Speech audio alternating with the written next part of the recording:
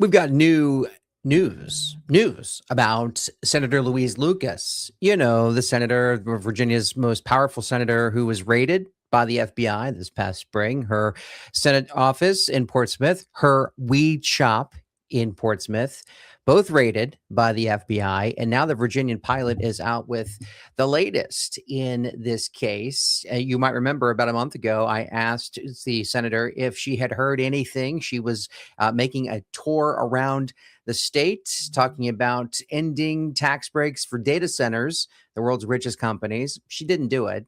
She wasn't successful in that. All they did was pass a new tax because they're Democrats, and that's what Democrats do. They levy new taxes. They never cut anything from any government program. They just levy more taxes, and that's what happened. But I asked her if she heard anything about the FBI investigation into her, and of course she blamed Donald Trump. She said no. She thinks it's political. She thinks that it's because of the 10-1 gerrymander. You remember Lucas was big on removing your congressional voice from 45 to 50% of voters in Virginia, stripping away Republican seats and giving them all to Democrats, leaving just one Republican representing Virginia in Congress. And she thinks that the FBI targeted her for that. But reporting has shown that the investigation into Louise Lucas goes back to Joe Biden when he was president.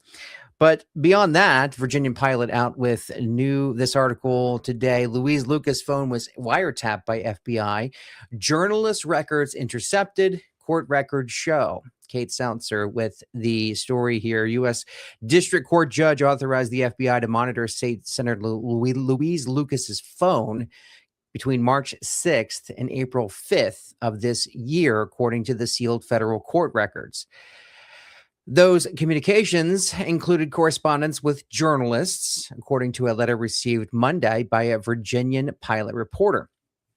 The letter outlines the time frame of the wiretap and flags Lucas's cell phone number as the target phone during the period of authorized interception.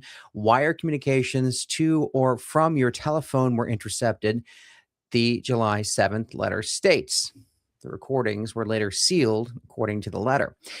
A spokesperson for the U.S. Attorney's Office for the Eastern District of Virginia declined to comment Monday. Lucas also could not be immediately reached for comment Monday evening.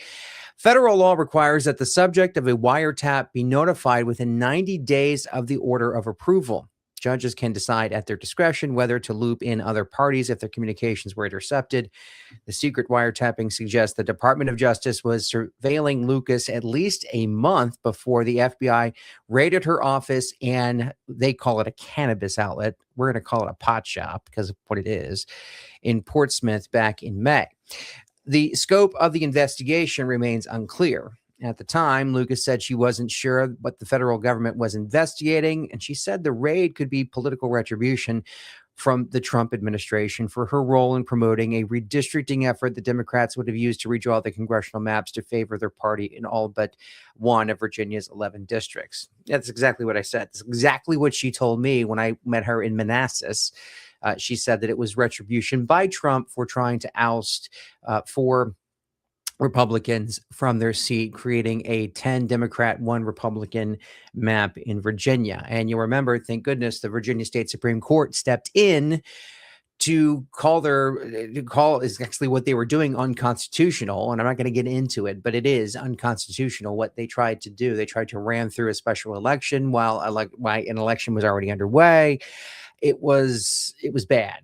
And now the Democrats say that they're going to, in retaliation for the Supreme Court tossing out that election, which we'll have more on that in a second, the Democrats said they're going to make sure that those judges who voted to, who cast made their decision, who ruled to oust that election, they're not coming back. Democrats were clear about that. They said that these guys will not be coming back to the bench as judges in Virginia. They're not elected. They are appointed by the legislature, and Democrats control the legislature and the governor's mansion. So do something that Democrats don't like, and you'll have yourself some walking papers ready to go. Don't piss off the Democrats in Virginia. They don't like that. They'll make sure that you're gone. So it's exactly what I was saying. She's blaming this. She later joked that she was using a new cell phone since the FBI had taken hers. Lucas, a Democrat, is chair of the Senate Finance and Appropriations Committee and a powerful figure in state politics. The General Assembly was actively in session until March 14th, and Lucas was involved with budget negotiations during the 30-day monitoring period. So, yeah, that's the latest that we've had on Lucas. Good of Kate Seltzer to break this, because it's been a while since we've heard anything, really since May, since the story broke that had happened. Now that election that I was just talking about, that special election, that cost you millions of dollars. Again, this election back on April 21st of this year was a referendum asking voters whether or not to dissolve the state's independent redistricting commission that was set up by voters just in 2020 to take politicians out of drawing political maps and letting politicians decide who represents you, who will be your congressperson, who will be your state senator, who will be your state delegate, and allowing the people to come in on an independent commission and vote and draw those maps. Democrats pushed for that for a number of years when Republicans were in charge. And in 2020, the state, both Republicans and Democrats, of a bipartisan majority, overwhelmingly voted for that independent redistricting commission. But Democrats changed their mind, which they do often, and in 2025 decided that they didn't want that anymore after about 4 years of being in place. And they tried to hold this referendum to redraw the maps. And it didn't go their way because they did not follow the state constitution. And the Virginia State Supreme Court tossed it out. Nonetheless, it costs us as Virginians $11.6 million. Cardinal News reporting here, we now know how much it cost to hold that election. Of that, the state will pick up $4.99 million. I don't know why they just didn't round that up to $5 million, but $4.99 million, leaving localities to pay the balance of the $6.6 million for the April 21st special election on the redistricting that the Virginia State Supreme Court later ruled was placed on the ballot unconstitutionally. So when you hear your local elected officials say that we have unfunded state mandates, we have to do X, Y, and Z, that Richmond is making us comply, Richmond is coming up with all these new ideas, and they're not giving us any additional money, or ideas, I really should say laws. They're passing all of these laws, but they're unfunded mandates. We have to find the money locally and take the money out of the local budget, which funds schools and roads and electricity and pretty much everything having to do with the administration of local government. And instead of divert those funds and now give it to the Democrats' pet project, which was this failed referendum, this failed effort to strip your congressional voice away. And now the localities are picking up the majority of the tab here, $6.6 million. The numbers come from the Department of Elections after Cardinal News filed a Freedom of Information Act request to find out the cost of the election. I contacted localities small, medium, and large, and none said that they have a particular problem in paying their share. All said that they're already budgeted for primary elections that they expected in June. With a push to redraw Virginia's congressional lines, those June primaries were bumped to August, putting them in a new fiscal year. So the money set aside for the June primaries was used to cover the special election on proposed constitutional amendment to allow redistricting. The issue some localities face now is the August 4th primary becomes an unexpected expense, although they said they'd figure out a way to pay for it. I wonder how they're going to figure out a way to pay for it. Very, very rarely do items get cut from the budget. Very often do the homeowner, the property owner, the taxpayer, get asked to pay just a little more, just a few more bucks more, just a little bit more to cover things like this. Quote, "We always budget for extra elections, so I think we will have the money to cover this," said Buckingham County Administrator Carl Carter by email.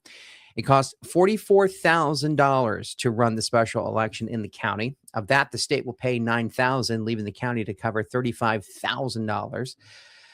Other local government officials had similar things to say. The cost of running elections, paying for poll workers as one of the main expenses, depends largely on how big a locality is. Elections cost more in bigger localities, but they also have bigger budgets. The reimbursement rate also benefits those who were a large percentage of voters are registered.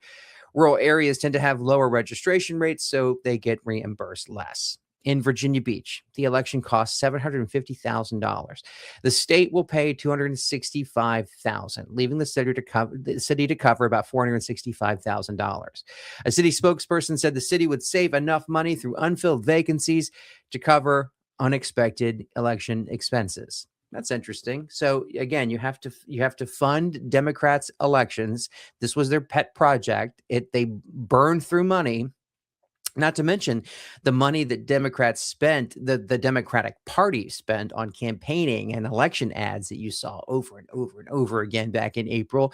They burned $60 million of the Democrats' money, but here they are burning your money, taxpayer money. And now the city of Virginia Beach is going to have to forego hiring people they need to make local government work better in that locality to serve the people of Virginia Beach, because Abigail Spanberger and her Democrat friends in Richmond decided that it's more important that they hold their election, their illegal election.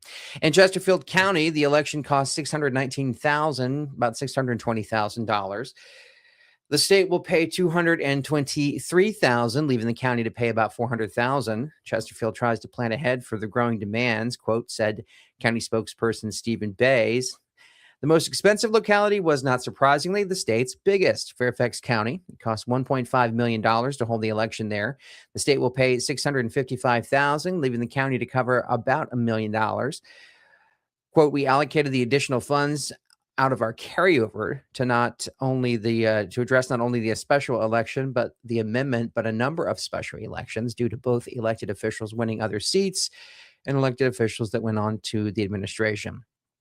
So here we go. It just goes on and on and on, detailing what will be paid and who will be paying it. And that answer is always you, the taxpayer. When Democrats get a big idea, when Democrats come in and have a new government program that's going to make your life better, when Democrats promise affordability, when Democrats say that Donald Trump is raising costs and driving up the cost of living across the board for everybody, Democrats come in and promise affordability, promise big change, and then this is what they deliver. Higher costs, wasted money, big bloated government programs that cost everyone. We're talking not just the waste of $11.6 million, but we're also talking about your electricity bill going up thanks to the RGGI carbon credit tax program that Governor Abigail Spanberger put us back into. Now we have, in addition, a new program that they're going to take it out of your paycheck. This paid time off program for anyone who works at a company with 11 or more employees. They can get now up to 12 weeks paid time off. And where's that money coming from to pay them when they're not working? They're taking it out of your paycheck because they want to follow a failed program in California to do the same thing in Virginia. And of course, they call it the first in the South. And every time you hear a Democrat in Virginia say first in the South, it generally means your taxes are going up. And by extension, they're modeling something off of a failed program, generally from California, somewhere else where they have tried and failed. And they're going to, like most socialists, they say, we just didn't implement it the last time. We didn't do it correctly last time. But here, this time is different. We're going to take our brand of socialism and make it work better. We're actually going to try to make it work this time. And unfortunately, it rarely does. And you and I pay the cost. Folks, if you like what I had to say on this one, please like, share, and subscribe. And we will see you on the next Virginia Insider.